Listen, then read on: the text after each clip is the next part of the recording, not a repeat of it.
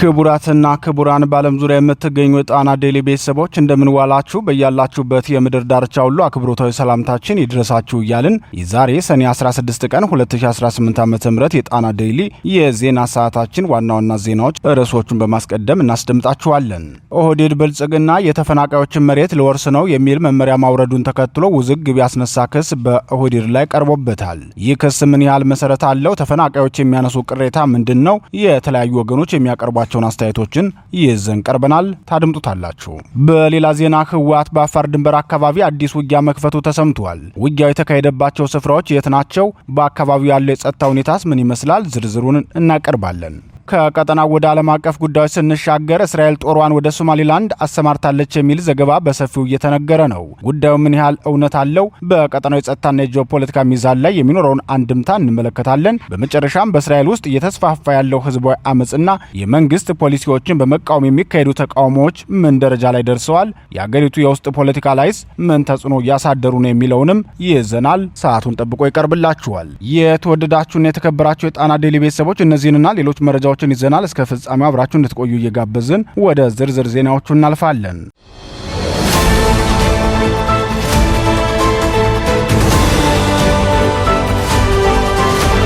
ከምስራቅ ወለጋ ተፈናቅለው በመጠለያ ጣቢያ የሚገኙ ተፈናቃዮች ወደ ቦታቸው ካልተመለሱ መሬታቸው ለሚልሻ ይሰጥባቸዋል የሚል ማስጠንቀቂያ እንደደረሳቸው ተሰማ። ከኦሮሚያ ክልል ምስራቅ ወለጋ ዞን ኪረሙ ወረዳ ተፈናቅለው በወሎ ጃራ መጠለያ ካምፕ ውስጥ የሚገኙ ተፈናቃዮች ለቀው ወደ መጡበት አካባቢ የማይመለሱ ከሆነ መሬታቸው ለሚልሻና ኮሬና ይገኛል ለተባለው ኃይል እንዲሁም ለስራ አጥ ወጣቶች ይሰጥባቸዋል እንደተባሉ አዲስ ማለዳ አስተያየታቸውን የሰጡትን ተፈናቃዮች ዋቢ በማድረግ ዘግቧል። ተፈናቃዮች አሁን ላይ ያሉበትን ሁኔታ በማንሳት ቋሚ የሆነ መፍትሄ እንደሚፈልጉ በመግለጽ መሬታቸውን ላለማጣት ሲሉ መጠለያ ጣቢያ ሆነን ከፍተኛ ገንዘብ ግብር እየገበርን ነው ያሉ ሲሆን ይዞታቸው ተቀምጦ ለሚልሻ ሊታደል ነው በሚል የወጣ አዲስ መመሪያ ከፍተኛ ስጋትና የስነ ልቦና ጫና እንደፈጠረባቸው አስረድተዋል። በሌላ በኩል አዲስ ማለዳ በስፍራው የሚገኙ ነዋሪዎችም አነጋገሩን የጠቀሰ ሲሆን በተለያዩ ምክንያቶች ከአካባቢያቸው የተፈናቀሉ ዜጎች ወደ ቀደመ ይዞታቸው ተመልሰው ቤታቸውን ካላስከበሩና መኖር ካልጀመሩ ይዞታቸው በቀጥታ ለሌሎች አካላት ማለትም ለተደራጁ የሚልሻ አባላትና ሀገር ለሚጠብቁ ለተባሉ ኃይሎች እንደሚተላለፍ መነገሩን ገልጸዋል። ለደህንነታቸው ሲሉ ስማቸው እንዳይጠቀስ የፈለጉ ድምጻቸው እንዲቀየር የጠየቁ አንድ ተፈናቃይ ለአዲስ ማለዳ እንደተናገሩት ከሆነ በምስራቅ ወለጋ ዞን ኪረሙ ወረዳ ልዩ ስሙ 01 ቀበሌ እንዲሁም ወዴሳ መጭኖ፣ ወዴሳ ዲማ እና ጉድና ግሬኛ የተባሉትን ጨምሮ በአጠቃላይ በ17 ቀበሌዎች ላይ የሚያገለግል አዲስ የመሬት መመሪያ ከዞንና ከክልል ወርዷል በሚል ስጋት ውስጥ ወድቀናል ብለዋል። ይህ መመሪያ በአካባቢው ላይ ሰው ይኑርም አይኑርም የመሬት ይዞታዎች በሙሉ ይመዝገቡ፣ ከተመዘገቡ በኋላም የከተማው ቦታዎች ለሚልሻ የገጠሩ ደግሞ ለስራ አጥ ወጣቶች ይመራ የሚል ይዘት እንዳለው የመረጃ ምንጩ አስረድተዋል። ይህ ትዕዛዝ በአካባቢው አመራሮች መካከል ትልቅ የሀሳብ ክፍፍልና ክርክር ፈጥሯል ያሉት የመረጃ ምንጩ እስካሁን ግን በይፋ የተመራ መሬት ይኑር አይኑር መረጃው እንደሌላቸው አንስተዋል። ይህን በተመለከተ በውይይቱ ወቅት አንዳንድ አመራሮች ሰዎቹ ግብር እየከፈሉ በመሆኑ ይዞታቸው ጥያቄ ውስጥ ሊገባ ወይም ሊነካ አይገባም የሚል የፍትሐዊነት ሀሳብ ሲያነሱ፣ የቀሩት አመራሮች ደግሞ በቦታው ላይ የሌሉ ሰዎች ጫካ ገብተው እኛን እየተዋጉን ስለሆነ የፈለገም ቢሆን መሬቱ ሊሰጣቸው አይገባም የሚል ሰፊ መከራከሪያ በማቅረብ መመሪያውን ተግባራዊ መደረግ አለበት ብለዋል ሲሉ ለአዲስ ማለዳ ተናግረዋል። የመረጃ ምንጫችን እንደገለጹ ከሆነ በአካባቢው ከ1965 ዓ.ም እስከ 1977 ዓ.ም ጀምሮ በቋሚነት ግብር እየከፈሉበት የኖሩበትን ይዞታ ላለማጣት ሲሉ አሁን ባሉበት በወሎ ጃራ መጠለያ ጣቢያ ሆነው ከሰው እየተበደሩ ጭምር ከፍተኛ ክፍያ እየፈጸሙ እንደሚገኙ አንስተዋል። የመረጃ ምንጩ አክለውም ለአንድ ቤት ብቻ ከ2015 እስከ 2017 ዓ.ም የ3 ዓመት ውዝፍ ተብሎ 10820 ብር የቤት ግብር እየከፈሉ ሲሆን የዘንድሮውን ደግሞ 4500 ብር ከፍያለሁ ሲሉ ለአዲስ ማለዳ ተናግረዋል። በተጨማሪም በገጠር መሬታቸው ላይ በየዓመቱ ከ5000 እስከ 6000 ብር እንደሚገብሩ ይናገራሉ። ከዚህ ቀደም ተፈናቃዮቹ ግብር ከመጠን በላይ እንደሆነባቸውና ጉዳዩ ለመንግስት ደርሶ መፍትሄ እንዲሰጣቸው እንዲሁም በወቅቱ እንዴት ከመጠለያ ጣቢያ ሆነን ግብር ክፈሉ እንባላለን ካሳ ስለምን አይሰጠንም ብለው ቢጠይቁም እስካሁን ምንም ምላሽ እንዳላገኙ ጭምር አስታውሰዋል።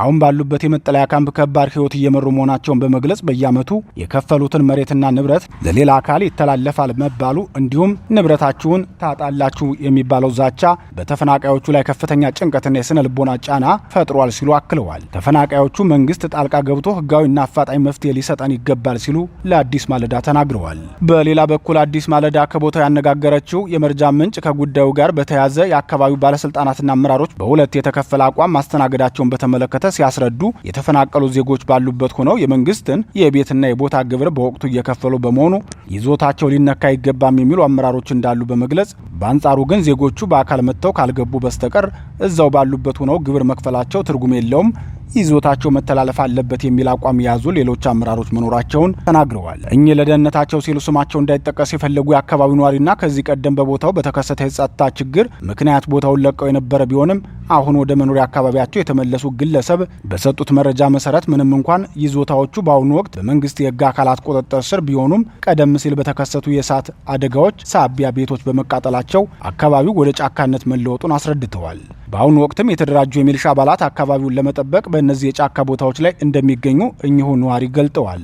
ነዋሪው አክለውም ይዞታዎቹን ለሌላ አካል አሳልፎ የመስጠት ውሳኔ እስካሁን በይፋ ወደ ተግባር ባይቀየርም ከአካባቢው ውጭ ባሉ የጸጥታ ስጋቶችና የጫካ ኃይሎች እንቅስቃሴ ሳቢያ በነዋሪው ዘንድ ያለው የስጋት ድባብ አሁንም ከፍተኛ መሆኑን ጠቁመዋል። መረጃው በተለያየ ወቅት ከአመራሮች ጋር በሚገናኙበት ጊዜና ቢሮ እየተጠሩ እንደተነገራቸው የገለጹት ምንጭ አሁን ሰላሙ ያን ያክል ባያሰጋም ይህ የመሬቱ ጉዳይ ግን ስጋታቸው መሆኑን አንስተዋል። አዲስ ማለዳ ከኦህዴድ ብልጽግና በኩል ያለውን ምላሽ ለማካተት ወደ ምስራቅ ወለጋ ዞን መሬት አስተዳደር ስልክ ብደውልም ስልክ ባለመነሳቱ ሀሳባቸውን ማካተት አልቻልኩም። ከዚህም በተጨማሪ የኪረሙ ወረዳ አስተዳዳሪ የሆኑት አለባቸው ወየሳ ጋር በተደጋጋሚ ስልክ በሞክርም ባለማንሳታቸው ሀሳባቸውን ማካተት አልቻልኩም ሲል ዘግቧል።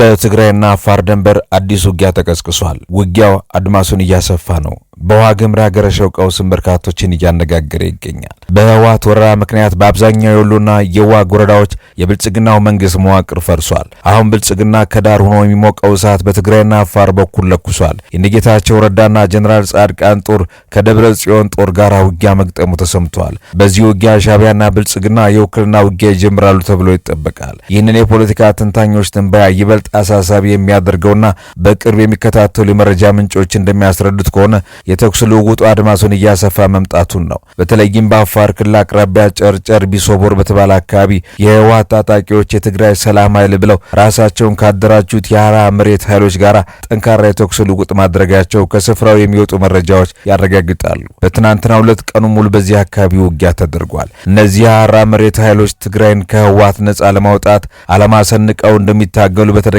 ሲገልጹ የቆዩ ሲሆን የውስጥ መከፋፈሉ ቀጠናውን ለሌላ ዙሩ ስብስብ ግጭት ያጋለጠ መሆኑን ታዛቢዎች ይናገራሉ። ከዚህ ወታደራዊ ውጥረት ጎን ለጎን የዋግ ኽምራ ወረዳ ነባራዊ ሁኔታ እጅግ አሳሳቢ መሆኑን የዋዜማ መረጃዎችና ትንታኔዎች ይጠቁማሉ።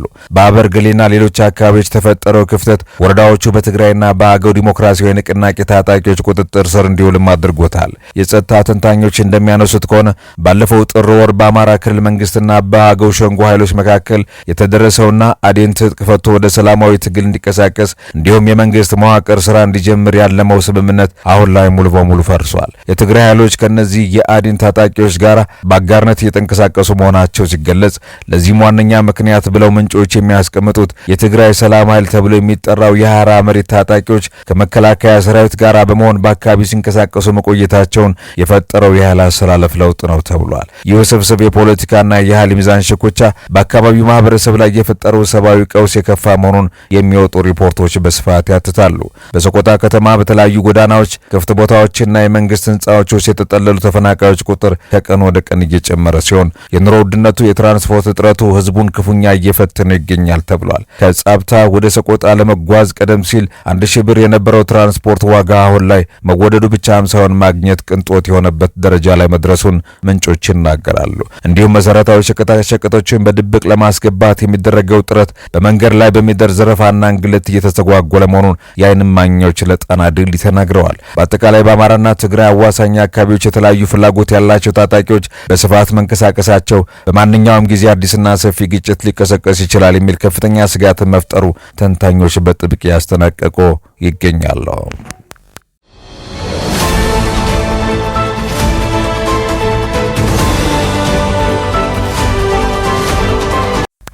እስራኤል ጦሯን በሶማሌላንድ አስገባች። ከባህረ ሰላጤው እስከ አፍሪካ ቀንድ የእስራኤል አዲስ ስትራቴጂካዊ ስምሪትና በዓለም አቀፍ ዘንድ ጥላቻ እያደረባት መምጣቷ አሳሳቢ ሆኗል። ሚድል ኢስት አይ ከፍተኛ የሶማሌ መንግስት ባለስልጣናትን ዋቢ አድርገው ይፋ ያደረገው አዲስ መረጃ በመካከለኛው ምስራቅና በአፍሪካ ቀንድ መካከል ያለውን የጂኦፖለቲካ ትስስር አዲስ ምዕራፍ አሸጋግሮታል። እንደ ዘገባው ከሆነ የእስራኤል መንግስት በተለይም የዘር ሐረጋቸው ከአፍሪካና ከኢትዮጵያ የሆኑ እስራኤላውያን ወታደሮችን ያካተተ የጦር ኃይል ወደ ሶማሊላንድ አሰማርቷል። እስራኤል በታህሳስ ወር 2018 ዓ.ም ለሶማሊላንድ የሀገርነት እውቅና ከሰጠች ከጥቂት ጊዜ በኋላ ወደ 50 የሚጠጉ ወታደሮቹን ወደ ስፍራው የላከች ሲሆን እነዚህ አፍሪካውያን መነሻ ያላቸው ወታደሮች የተመረጡበት ዋነኛው ምክንያትም የሰዎችን ትኩረት ሳይስቡ ከአካባቢው ማህበረሰብ ጋር በቀላሉ ተቀላቅለው ለመንቀሳቀስ እንዲችሉ ታስቦ እንደሆነ መረጃዎች ይጠቁማሉ። ምንም እንኳን የእስራኤል መከላከያ ሰራዊትና የሶማሊላንድ ባለስልጣናት በጉዳዩ ላይ ምላሽ ለመስጠት ፈቃደኛ ባይሆኑም ይህ ስምሪት እስራኤል በስትራቴጂካዊ የቀይ ባህር አፍሪካ ቀንድ ቀጠና ላይ ያላትን ደህንነትና ፍላጎት በግልጽ ያሳያል ነው የተባለው። ይህ በእስራኤል በኩል የሚታየው አዲስ የወታደራዊና ዲፕሎማሲያዊ አማራጮች ፍለጋ ሀገሪቱ በዓለም አቀፍ መድረክ እየገጠማት ካለው ከፍተኛ ጫናና መገለል ጋር በቀጥታ የተያያዘ ነው ተብሏል። በአሜሪካ ፖለቲካ ውስጥም ሳይቀር የእስራኤል አካሄድ አሳሳቢ የሆነ መምጣቱን የዩኤስ ምክትል ፕሬዝዳንት ጄዲ ቫንስ እስራኤል በዓለም አቀፍ ዘንድ የተጠላች ሀገር መሆኗ አይቀርም ሲሉ የሰጡት ማስጠንቀቂያ ማሳያ ነው ተብሏል። ከዚህም በተጨማሪ ፕሬዝዳንት ዶናልድ ትራምፕ እኔ ባልኖር ኖሮ ኢራን እስራኤልን ታጠፋት ነበር በማለት የተናገሩት ንግግር እስራኤል በአሁኑ ወቅት ምን ያህል ከባድ የህልውና ስጋት ውስጥ እንዳለችና የአሜሪካ የፖለቲካ ድጋፍ እስትንፋሷ መሆኑን ያረጋገጠ ነው የሚባለው። ሆኖም ግን ይህ አጋርነት አሁን ላይ በመደበቅ ላይ ባለ ውጥረት ውስጥ የሚገኝ ሲሆን ዋሽንግተንና ቴል አቪቭ በተወሰኑ የቀጠናዊ ስልቶች ላይ ሆድና ጀርባ እየሆኑ መምጣታቸውም ተስተውሏል። ይህ በአሜሪካ መድረክ የሚታየው የፖለቲካ ስንጥቅ በአውሮፓም ዘንድ በግልጽ የተንጸባረቀ ነው። አውሮፓውያን በእስራኤል ላይ እየተከተሉት ያለው የማግለል ፖሊሲና ዲፕሎማሲያዊ ርቀታቸው ማሳደራቸውም ሀገሪቱ ከባህላዊ የምዕራባውያን አጋሮቹ የምታገኘውን ከለላ እየቀነሰ መምጣቷን ያሳያል።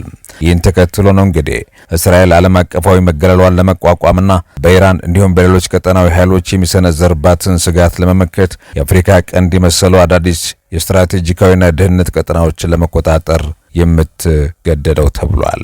በአጠቃላይ የእስራኤል ወታደሮች በሶማሊላንድ መሬት ላይ መገኘታቸው ቀደም ሲል በመካከለኛው ምስራቅ ብቻ ተወስኖ የነበረውን የኃይል ፍልሚያ በቀጥታ ወደ አፍሪካ ቀንድ እያዘዋወረው መሆኑን ያሳያል። የአፍሪካ ቀንድ ሀገራት ቀድሞውኑ በውስጥና በውጭ ፖለቲካዊ ውጥረቶች የሚታመሱ ከመሆናቸው አንጻር የእስራኤል በዚህ መልኩ ብቅ ማለት በቀጠናው ላይ ሌላ አዲስ የጂኦፖለቲካ ትርምስና የኃይል አሰላለፍ ሊፈጥር እንደሚችል የፖለቲካ ተንታኞች ስጋታቸውን እየገለጹ ይገኛሉ።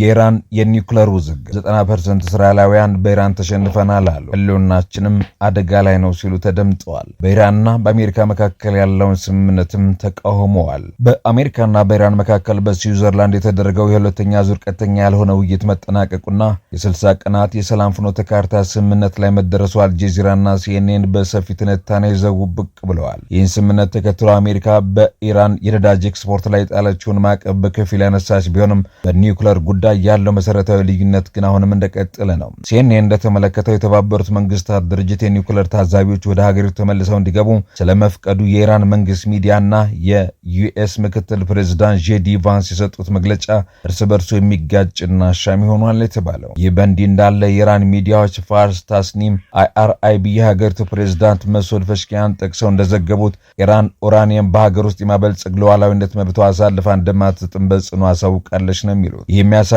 የ60 ቀናት ስምምነት ውጥረት ለመቀነስ የታለመ ጊዜያዊ ፍኖተ ካርታ እንጂ መሰረታዊ የኒውክሌር አለመግባባትን የፈታ አለመሆኑ ነው የሚዘገበው። ዲፕሎማሲያዊ ስምምነቱም ቢሆንም ቀጠና ወታደራዊ ስጋት አሁንም በከፍተኛ ደረጃ ላይ ይገኛል ሲል ተዘግቧል። ቢቢሲ ኒውስ እንደዘገበው በእስራኤልና በኢራን መካከል የሚደረጉ ቀጥተኛ ጥቃቶች ለጊዜው ቢቆሙም የተኩስ አቁም ስምምነቱ ከፈረሰ ግን ሁለቱ ወገኖች ይበልጥ ጠንካራ የአጸፋ እርምጃ ለመውሰድ እየዛቱ ይገኛሉ። በሌላ በኩል በሊባኖስ በኩል ያለው የተኩስ አቁም ስምምነት በከፊል እየሰራ ቢሆንም እስራኤል ጥቃቶቿን በደቡብ ሊባኖስ መቀጠሏን አልጀዚራ ዘግቧል። የኢራን ወገንም የሊባኖስ ጦርነት ሙሉ በሙሉ ሳይቆም ከአሜሪካ ጋር የሰፋ የሰላም ስምምነት ላይ መድረስ እንደማይቻል አሳውቃለች። ከዚህ በተጨማሪ ሌላው የቀጠናው የደህንነት ስጋት የሆርሙዝ ባህረ ሰላጤ ነው። አሜሪካ ኢራን ባህረ ሰላጤውን ዘግታለች የሚል ክስ ብታቀርብም ኢራን ማስተባበሏንና ውጥረቱ አሁንም የከፋ ደረጃ ላይ መድረሱን ቢቢሲ አመላክቷል። ይህን ተከትሎ የአሜሪካ ውጭ ጉዳይ ሚኒስትር ማርኮ ሩቢዮ ስለ ሆርሙዝ ባህረ ሰላጤ ደህንነት ለመወያየት ወደ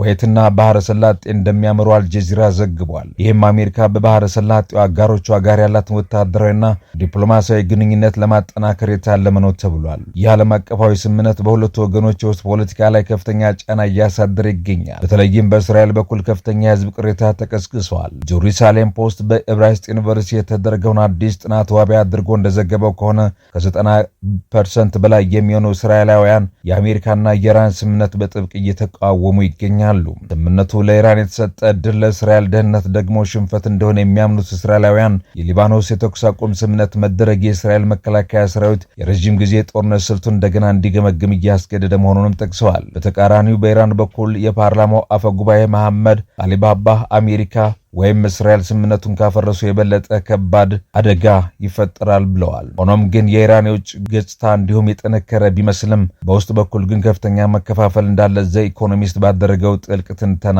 ተመልክቷል። አገሪቱ አሁን ካለችበት የውስጥ መከፋፈል ወጥታ ከራሷ ህዝብ ጋር ሰላም መፍጠር ስለምትችልበት ሁኔታና ከጦርነት በኋላ ስላለው የሰላም አገዛዝ ህልውና ትልቅ ጥያቄ መነሳቱን ሚዲያው አብራርቷል። በአጠቃላይ የሰኔ 23 2026 ዓለም አቀፍ ሚዲያ ዘገባዎች እንደሚያሳዩት ከሆነ የአሜሪካና ኢራን የ60 ቀናት የሰላም የፍኖተ ካርታ ስምምነት በመካከለኛው ምስራቅ ያለውን ቀጥተኛ ጦርነት ለጊዜው ያረገበ ቢመስልም ስምምነቱ ግን እጅግ ደካማ በሆነ መሰረት ላይ የቆመ ነው ተብሏል። የእስራኤል ከፍተኛ የህዝብ ተቃውሞ፣ የኢራን የዩራኒየም ማበልጸግ አቋም፣ የሊባኖስ አለመረጋጋትና የሆርሙዝ ባህረ ሰላጤ ውጥረት ስምምነቱን በማንኛውም ሰዓት ሊፈርስ እንደሚችል ያሳያል። ቀጣዮቹ 60 ቀናት ቀጠና ወደ ዘላቂ ዲፕሎማሲያዊ መረጋጋት የሚሸጋገርበት ወይም ወደ ከፋ ቀጥተኛ ግጭት የሚያመላክትበት አቅጣጫ እንደሆነም ፖለቲካ ተንታኞች የተናገሩ ይገኛል።